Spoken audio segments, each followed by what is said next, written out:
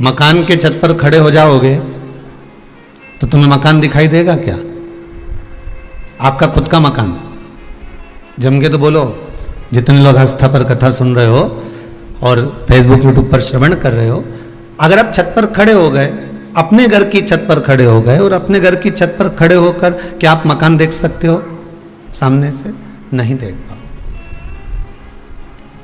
मकान कब देख सकते हो? जब आप इस छत से उतरकर नीचे जाओगे और नीचे जाने के बाद बाहर निकलोगे। बाहर निकलने के बाद आप देख पाओगे कि हमारा मकान का फ्रंट है, ये हमारा मकान है। बोलो सही है कि गलत है? अब ऊपर छत पर खड़े हो और नीचे क्या हो रहा है, मकान कैसा है, मकान में अंदर कमरे कितने हैं, क्या हो रहा है, आप देख नहीं सकते। उसी तरह अहंकार की सीढ़ियों पे से चढ़कर जब हम अहंकार की छत पर चढ़कर खड़े हो जाते हैं, अभिमान की छत पर जब हम पहुंच जाते हैं, तो हम अपने भीतर झांक नहीं पाते कि अंदर हमारे क्या हो रहा है, कि हमें अभिमान कितना ऊंचा ले गया कि हम अंदर झांक ही नहीं पा रहे। हम अपने भीतर तो उतर ही नहीं पा रहे। और जिस दिन हम अपने भीतर उतर गए, जिस दिन हमने अपने भीतर झांक लिया, हमने अपने भीतर उतर कर कुछ चीज को पकड़ लिया और ध्यान कर लिया कि ये चीज हमको तकलीफ दे रही है और ये हमें परमात्मा तक नहीं लेकर जाने वाली, ये हमें शिव तक नहीं ले जाएगी, हमें शिव तत्व से वंचित रख देगी, तब चित्त आनंद भराकर फिर वो हम परमात्मा की प्राप्ति कर सकते।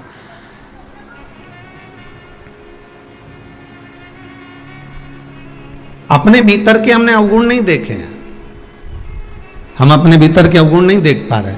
हम तो जगत के अवगुण देख लिए। हमारी जीजी आई थी ननन भाई राखी पे, आओ 10-10 रुपए का रुमाल लिए और आ गई। और मैंने तो इनसे कहा था, काय को 500 रुपए दिया है, 50-50 रुपए दे देते बस। और क्या, उनका छोरा छोरी के भी 100-100 दे दिया, उनके भी 500-500 दे दिया, उनके 1000 दे दिया, उनके ऐसा कर दिया। अब राखी एक बार आई है और ये अगली राखी तक प्रपंचा चलने वाला है। वह रुमाल का, वह नरियल का, वह गोला का, वो कपड़ा का, वो मिठाई का। और मिठाई भी लाई तो ऐसी लाई, बताओ कहाँ की दुकान की लेके आ गई थी, पता ही नहीं। उसमें घासलेट का तेल की तो बदबू ही थी। हे भगवान,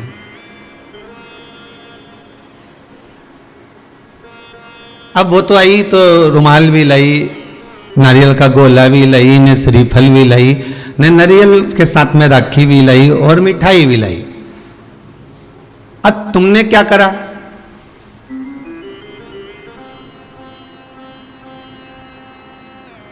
चलो एक बात आज आपसे कोई पूछे, आपसे कोई पूछे कि सरल भाषा में आपसे किसी ने पूछ लिया कि जी जब बहन भाई के घर में राखी बांधने के लिए आती है, जब बहन भाई के घर रक्षाबंधन पर आती है तो मिठाई क्यों लाती है? वो नारियल लाए, गोला लाए ना लाए, रुमाल लाए ना लाए, और मिठाई तो लाती है। राखी लाएगी, मिठाई लाएगी, तो मिठाई क्यों लेकर आती है? का गुरुजी मुंडा मीठा करना है, मुख मीठा करना है, इसके लिए नहीं। मिठाई लाने का कारण क्या है? जब हमारे यहाँ हमारी बहन आवे, हमारी बुआ आवे, तो मिठाई क्यों लेकर आती है, उसका कारण क्या है?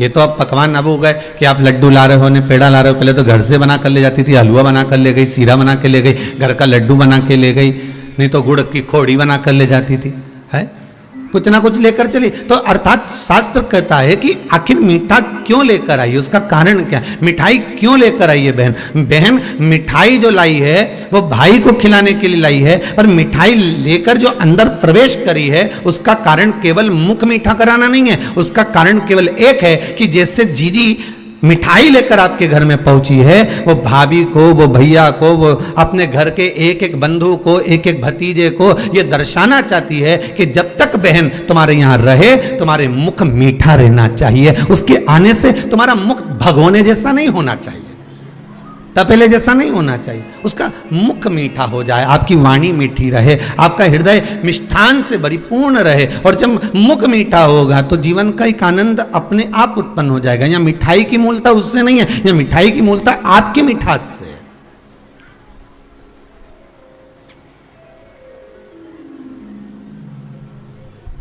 और जब आप मुख मीठा करोगे महाराज ये एक अलग प्रसंग है कि आपने मुख मीठा किया, ये एक अलग प्रसंग है कि आपने मिठाई उसको खिलाई है। पर मिठाई खिलाने की जगह बस केवल मिठाई का दर्शन ही हो जाए ना, तो उसमें समझ जाना कि मिष्ठान रखना है हमको। जब तक ननंद रहे, जब तक भांजा भांजी रहे, जब तक परिवार के लोग बुआ भतीजा जो भी रहे, जब तक रहे तब तक 4-5 दिन हमारे को अपना मुख मीठा रखना।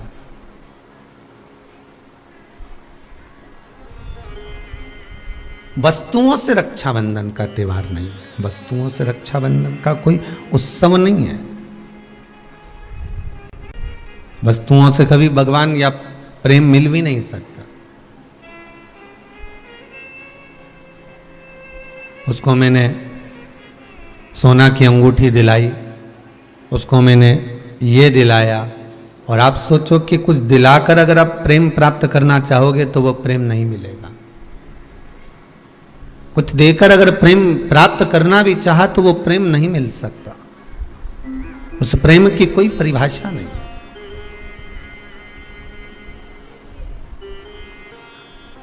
लेन देन से कभी कुछ प्राप्त नहीं हुआ है।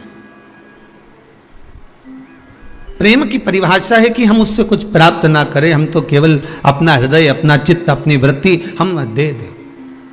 अपने भीतर से थोड़ा सा अहंकार जिस दिन हमने निकाल दिया, अपने भीतर से थोड़ा सा अभिमान हमने सामने लाकर प्रकट कर दिया, अपने भीतर का, दूसरे का नहीं। हम दूसरे पर तो तुरंत कह देते हैं।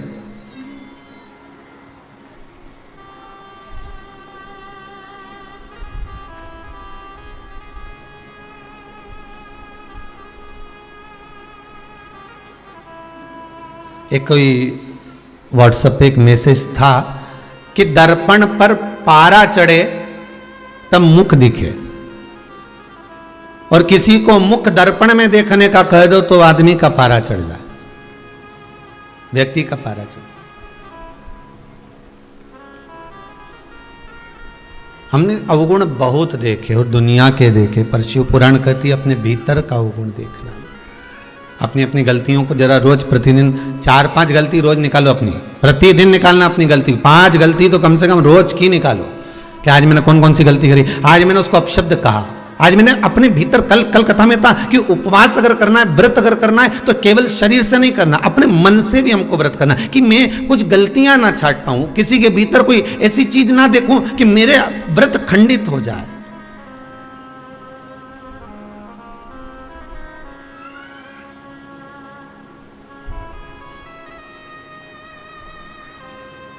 हमारे मन,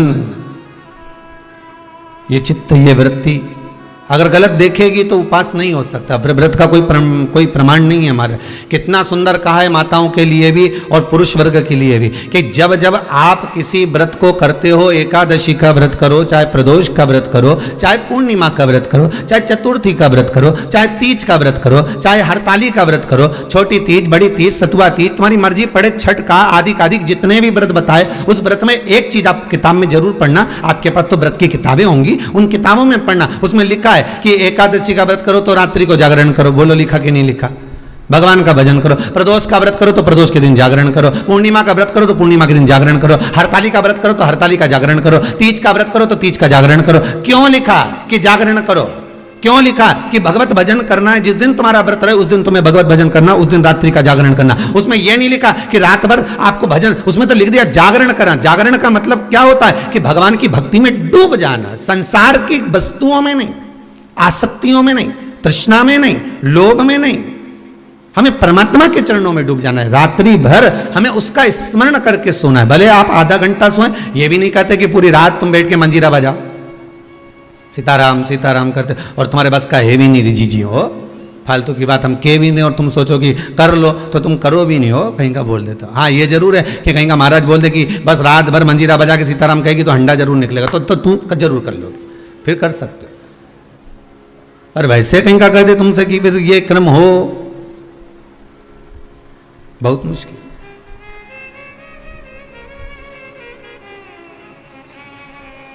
हम ये नहीं कहते कि तुम रात भर जागरण करो, हम तो इतना कहते हैं कि पूजन करना, एकादशी करना, प्रदोष करना, पूर्णिमा करना, या सोमवार करना, या मंगलवार करना, या बुधवार करना, या गुरुवार, शुक्रवार, शनिवार, जिस व्रत को स्त्री और पुरुष कर रहे हैं उस व्रत के दिन रात्रि के समय सोने से पहले कम से कम आधा घंटा तो भगवान का नाम ले लो। कितना घंटा? अरे बोलो तो जम के आधा घंटा बहुत। और वो भी किस लिए? क्योंकि पुराण में लिखा है। आप जिस कथा को पढ़ते हो ना, 16 सोमवार की पढ़ लो, चाहे आप प्रदोष की पढ़ लो, उसमें लिखा मिलेगा आपको। किस किसने पढ़ी है?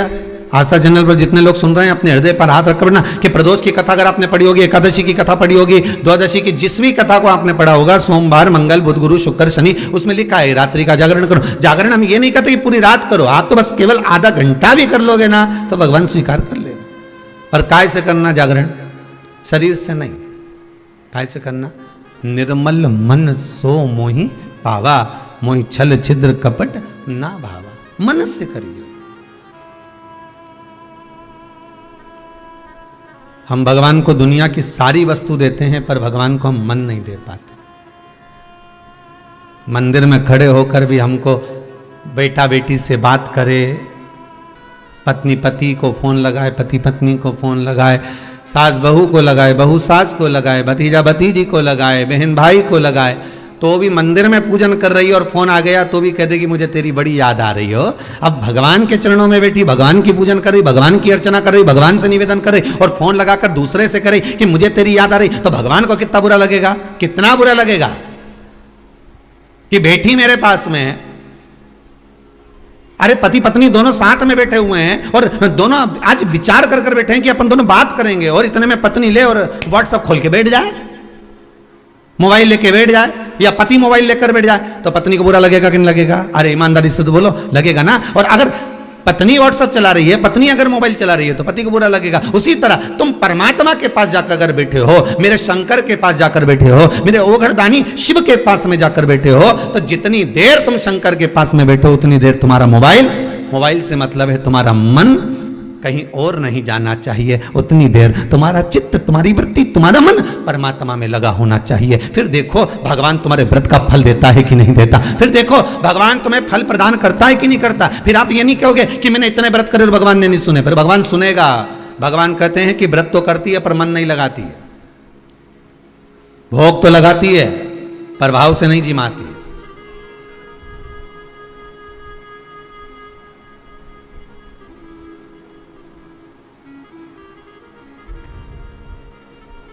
अब भोग तो ऐसा कोई भी लगा दे, दुर्योधन ने लगाया था ढेर सारा, लड्डू ने, पेड़ा ने, गुलाब जामुन ने, इमरती ने, भजिया ने, पकोड़ा सब बनाया, ढेर खूब सारा बनाया।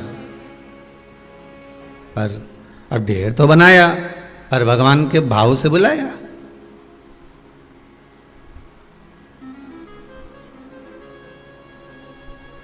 कि भक्तों के घर भी सांवरे आते रहा करो, दर्शन के नैन बांवरे दर्शन दिया करो। कहते हैं प्रेम से प्रभु छिलके भी खा गए, कहते हैं प्रेम से प्रभु छिलके भी खा गए, शबरी के झूठे बेर भी खाते रहा करो, दर्शन के नैन बांवरे दर्शन दिया करो। भक्तों के घर भी सांवरे आते रहा करो। भाव चाहिए भगवान को। आपका धन दौलत संपदा सत्ता वैभव ये कुछ भी परमात्मा को नहीं चाहिए, आपसे कुछ नहीं चाहिए। भगवान कहता है कि मुझे मेरा दिया हुआ मत दे, जो तेरा है वो मुझे दे दे। कितना सुंदर पहले भी कहा, फिर कहते हैं कि अहंकार आपका अपना है, और जब अहंकार आप भगवान को दे दोगे तो आप तो वैसे ही सृष्ट हो जाओगे।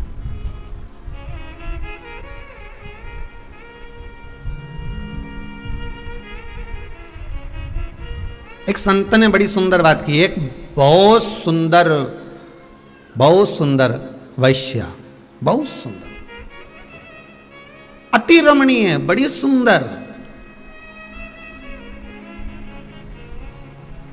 जिसकी सुंदरता का कोई बखान ही नहीं कर सकता, इतनी सुंदर थी। सब लोग उसका बखान कर रहे थे, बड़ा सुंदर है वो, बड़ी सुंदर है वो, बड़ी सुंदर है। उसके नैन बड़े बड़े हैं, उसकी नासिका बड़ी सुंदर है, उसके अधर बड़े सुंदर, उसके कर्ण बड़े सुंदर, उसके कपोल बड़े सुंदर, उसके केश बड़े सुंदर। संत के पास खबर पहुंची, संत निकल कर जा रहे थे, तो संत ने कहा कि आप कह रहे हो कि इतनी सुंदर है, पर मुझे लगता है कि मेरे त्रिकालदर्शी से ज्यादा सुंदर नहीं हो सकता, मेरे भगवान से ज्यादा सुंदर नहीं हो सकता। तेरी प्रतिमा इतनी सुंदर तो कितना सुंदर होगा, उससे ज्यादा सुंदर नहीं हो सकती। संत ने कहा चलो हम भी चलकर देख लेते हैं, पर हम उसके घर के अंदर प्रवेश नहीं करेंगे, बुलाओ उसको बाहर। वैश्या को बाहर बुलाया गया। जैसे ही बाहर बुलाया, संत ने कहा तुम इसकी बात कर रहे हो, इसकी बात कर रहे हो कि ये इतनी सुंदर है? संत ने कहा व्यक्ति कितना भी सुंदर हो, चाहे उसके चेहरे पे हीरे लटक रहे हो। संत बोला पर इसकी जो परछाई है वो तो काली ही है। संत बोले इसकी परछाई गोरी है क्या? आप लोगों में से जितने भी हैं जो रोज दर्पण देखते हैं, चौटी भी करते हैं, बढ़िया सुंदर श्रृंगार भी करते हैं, 50 बार विचार भी करते हैं कि मैं कितनी सुंदर, कि आज जोरदार लग रही, ने लहंगा ने चोली ने चुंदड़ी सब पहनी, बड़ी सुंदर दिखे। पर अभिमान किस चीज का करें? अगर सुंदरता का अभिमान आए तो एक बार चलते हुए रास्ते में अपनी परछाई जरूर देख लेना कि आप कितने भी सुंदर हो पर परछाई काली है। उसी तरह संसार की जितनी वस्तुएं हमको प्राप्त हो रही है, संसार की जितनी वस्तुएं हमको मिल रही है, संसार के जितने लोग हमको मिल रहे हैं, ये सुंदर बड़े होंगे। फ्रिज भी सुंदर है, वॉशिंग मशीन भी सुंदर है, एसी का रूम भी सुंदर है, डनलप का गद्दा भी सुंदर है, ये सोने की रकम भी सुंदर है, ये हाथ में पहनने वाले आभूषण भी सुंदर हैं, गले में धारण करने वाले सारे आभूषण भी सुंदर हैं, सब कुछ सुंदर है। पर ये सुंदरता के साथ में इसकी परछाई भी तो देखो कि ये काली है कि नहीं।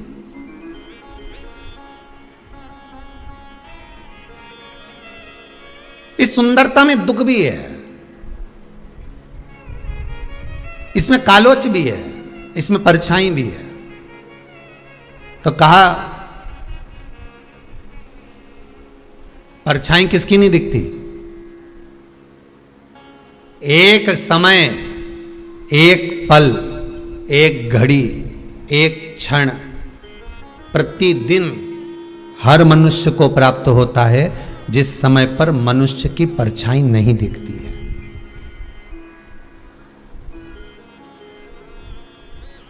उस समय पर आपको अपनी परछाई नहीं दिखेगी। वो कितनी बजे? दोपहर ठीक 12 बज रहे हो। कितने? जम के बोलिए जरा। आपकी घड़ी के आगे पीछे हो सकता है, अगर घड़ी आगे पीछे होगी तो भले परछाई दिख जाएगी, पर ठीक अभिजीत मुहूर्त में ठीक दोपहर के 12 बज रहे हो और सूर्य तुम्हारे मस्तक पर होगा, उस समय पर परछाई दिखेगी क्या? नहीं। सूर्य थोड़ा सा भी पीछे हुआ, आगे हुआ तो परछाई दिखेगी, पर ठीक सूर्य तुम्हारे मस्तक पर होगा तो परछाई नजर नहीं आएगी। शिव महापुराण की कथा कहती है जिस समय पर तुम्हारे मस्तक पर सूर्य होता है उस समय पर परछाई नहीं दिखती, उस समय पर केवल तुम ही नजर आते हो, उस समय पर केवल तुम ही रह जाते हो। उसी तरह जिस समय पर तुम्हारे मस्तक पर शंकर की कथा, शिव महापुराण और शंकर के चरण विराजमान होते हैं, तब व्यक्ति को कुछ नजर नहीं आता, केवल महादेव ही नजर आता है, केवल शिव ही नजर आता है, कोई दूसरा नहीं दिख सकता, कोई परछाई नजर नहीं आ सकती, हमें हमारा अंधेरा तत्व नजर नहीं आ सकता, हमें हमारी कालोच नजर नहीं आ सकती, उसमें केवल शिव ही दिखेगा।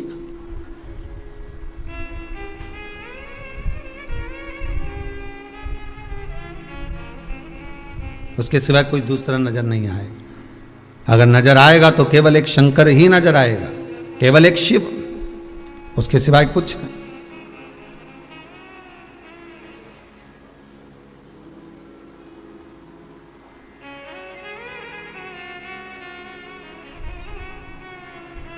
एटीएम पर गए, तुरंत आपने वो अपना जो कार्ड था वो उसमें लगाया, पैसा निकाल के लिया है। बोलो सही है कि गलत है?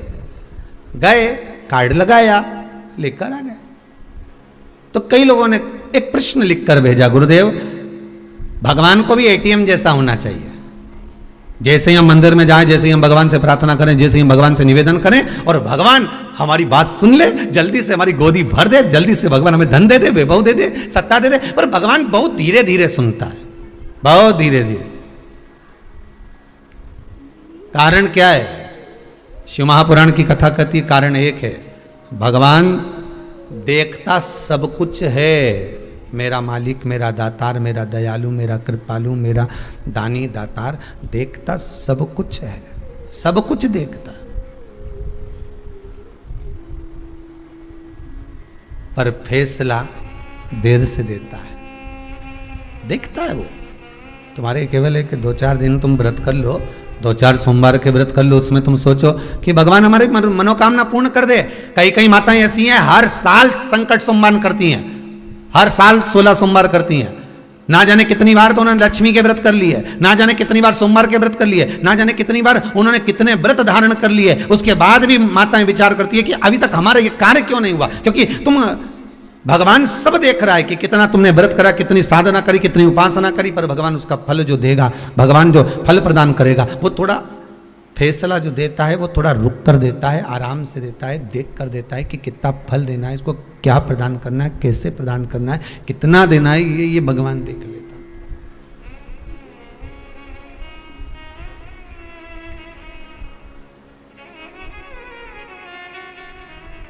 वो जो दे रहा है बस सोच कर विचार कर प्रदान करने में वो देरी नहीं करता, वो देता है।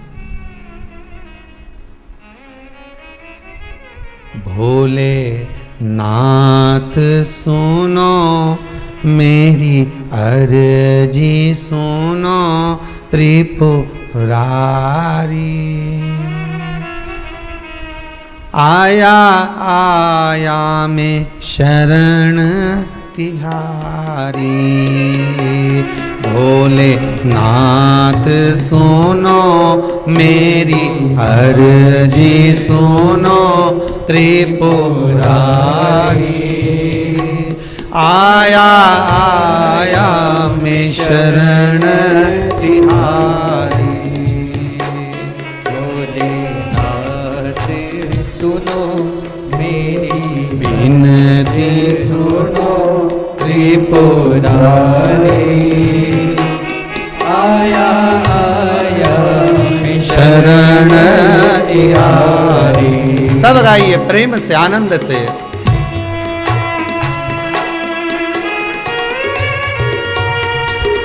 शंभो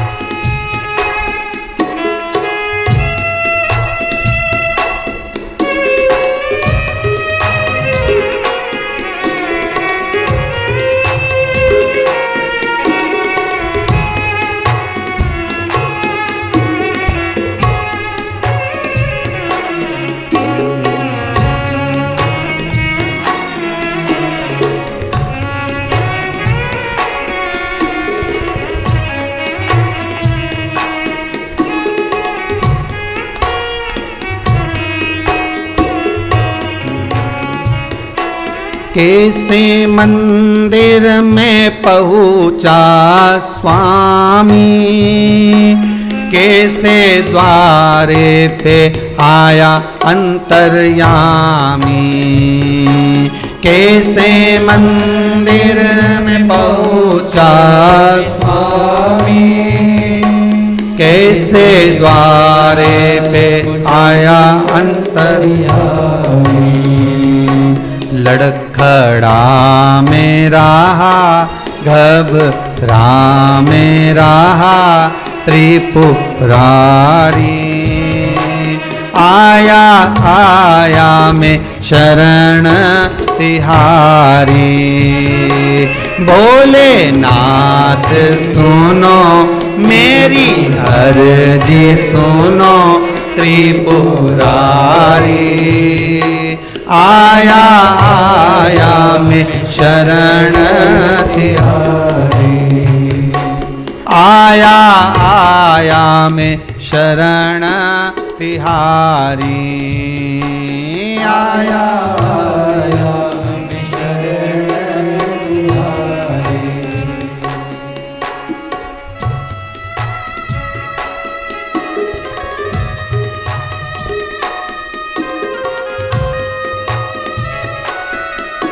शंकर त्रिकालदर्शी हे कैलाशी हे अविनाशी हे शिव हे ओघड़ी हे दयालु हे दाता। तेरी कृपा चाहिए, तेरी दया चाहिए।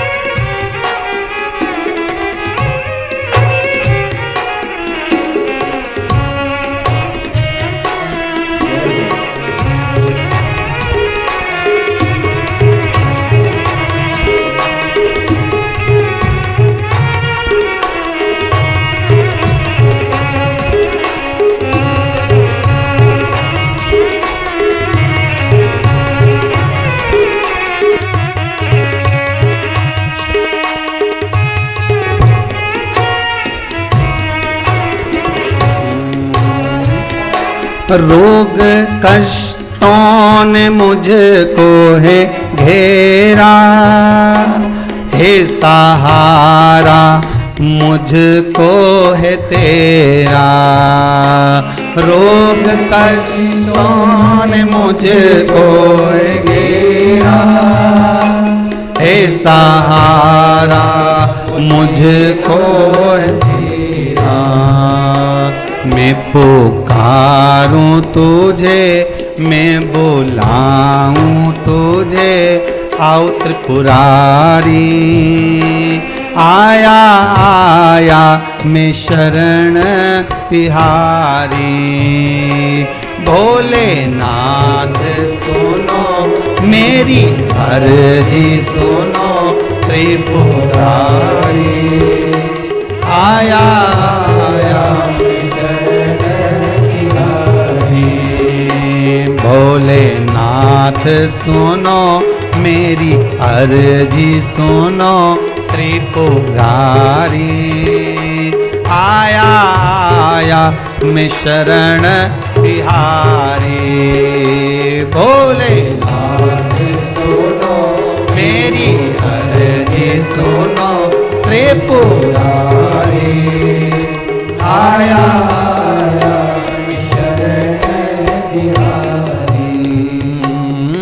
आया आया मैं शरण तिहारी।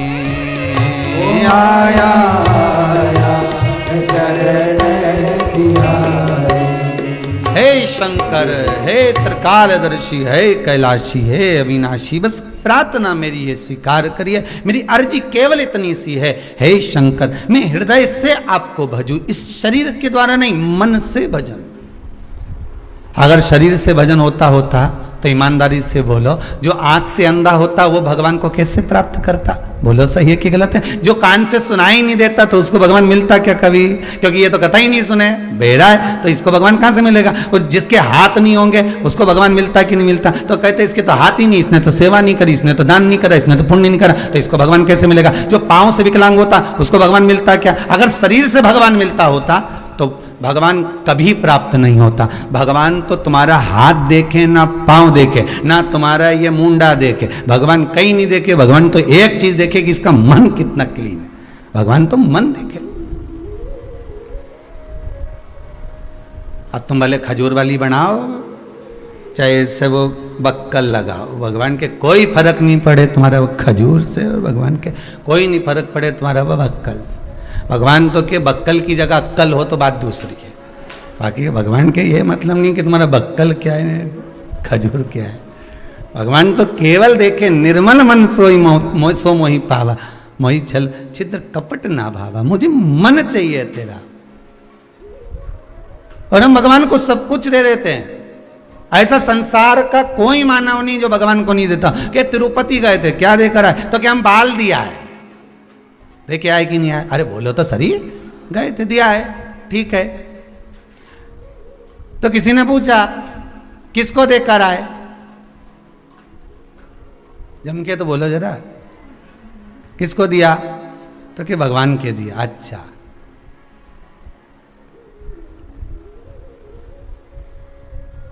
भगवान आकर बोले थे? चमके तो बोलो जरा। नहीं बोला किसने था? और साथ में जो दोस्त गया था ना, मेरा बेस्ट फ्रेंड, उसने अपने बाल दिए थे। मैंने सोचा भगवान जल्दी प्रसन्न होगा, मैं भी दिया। मना नहीं है, बालाजी को बाल चढ़ाओ, हम मना नहीं करेंगे, पर बात केवल इतनी सी है, बाल तो देकर आए, रुपया भी खूब देकर आए, पर मन नहीं देकर आए।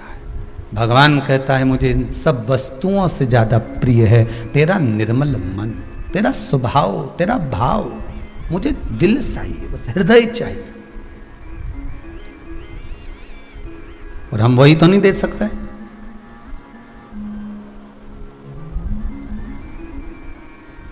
कई कई जगह पर बहन भाई को राखी बांधने जाए नहीं, तो भी बहन तो बहुत दिल लेकर चली जाए कि अब चलो, सीवर वाला महाराज बोला है तो कम से कम अपन चली भी जाए, पर भाई और भाभी का मन नहीं हो तो ईमानदारी से बोलना राखी बांधने में अच्छा लगे क्या? नहीं लगे। फिर बहन भी सोचे इससे तो मैं भगवान को राखी बांध देती है, कहीं जाते से भाभी का मुंह चढ़ गया, पारा ऊपर नीचे हो गया, मैं क्या करूं? भी नहीं आई, मन नहीं दे पाए। आपसे बारंबार निवेदन है, हर बार निवेदन है, और बारंबार करते रहेंगे निवेदन एक ही चीज का कि मन दीजिए, मन दीजिए, मन दीजिए। भगवान को अगर कुछ देना है तो अपना दिल दो, मन दो, हृदय दो, चित्त वृत्ति भगवान को दे दो, भगवान प्रसन्न हो जाएगा। भगवान को तुमसे और कुछ भी नहीं चाहिए, और कुछ नहीं चाहिए। मन के साथ, मन कब देता है व्यक्ति भगवान को? अपना हृदय कब देता है? जब उसका अहंकार चले जाता, जब वो छत से नीचे उतर जाता।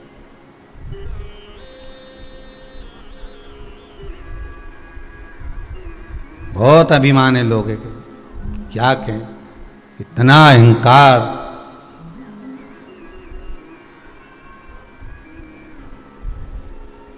किस चीज का?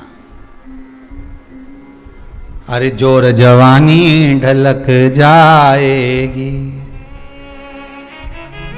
जीवन बचा बस 2 दिन का, तू कर ले रे प्राणी भजन प्रभु का। केवल 2 दिन।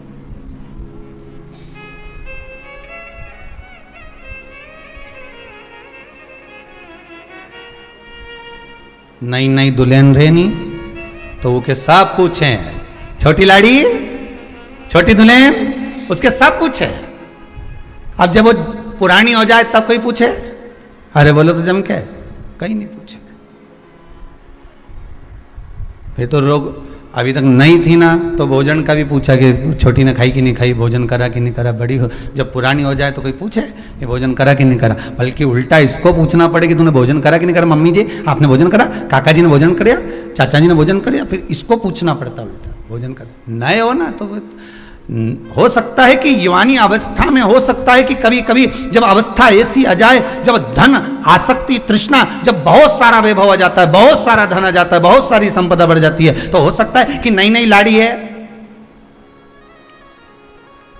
नई नई बहू है तो हो सकता है कि पूछा ताची ज्यादा हो रही हो, पर निवेदन है नहीं नहीं, अभिमान नहीं आना। अहंकार में 3 गए, धन वैभव और वंश, ना मानो तो देख लो रावण, कौरव और कंस, ये तीनों अभिमान में चले गए, अहंकार में चले गए। धन भी गया, वैभव भी गया, वंश भी गया, रावण भी गया, कौरव भी गया, कंस भी गया, सब अभिमान में चले गए, सारे अहंकार में चले गए, सब अभिमत्ता